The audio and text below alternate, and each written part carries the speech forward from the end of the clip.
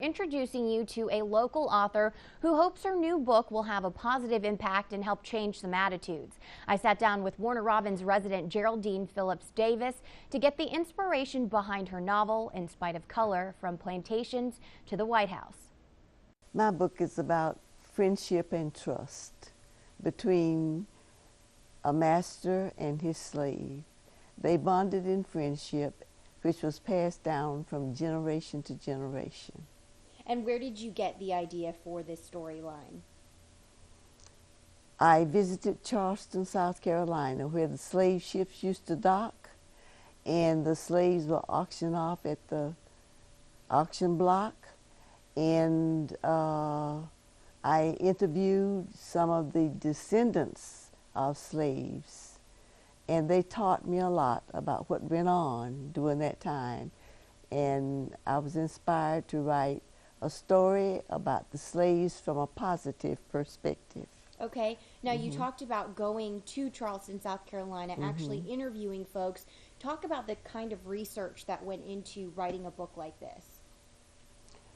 A lot of library work. I did a lot of research in the library, and as I said, I interviewed some of the descendants of slaves.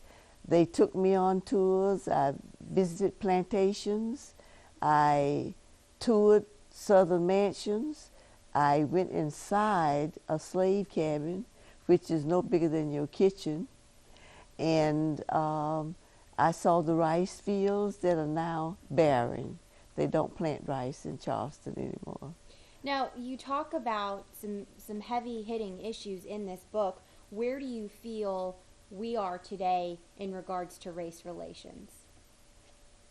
I think we have made tremendous progress in race relations, but I really feel that we are in the reconciliation stage.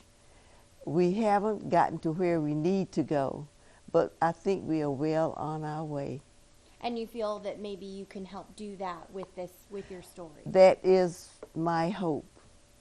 I hope it will encourage people to be more understanding of people of other ethnic groups, to be more compassionate and more tolerant of other people who are not like themselves. Okay, and you've got this great illustration on the cover of the book. Does any of this symbolize anything? Does this represent anything? I see the cabin, and it looks like a kind of a pathway leading somewhere, but we don't know where yet. This pathway is symbolic of the slaves leaving the plantation, searching for freedom, and the path goes all the way to the back of the book, and it takes you all the way to the White House, where President Obama was elected President of the United States of America.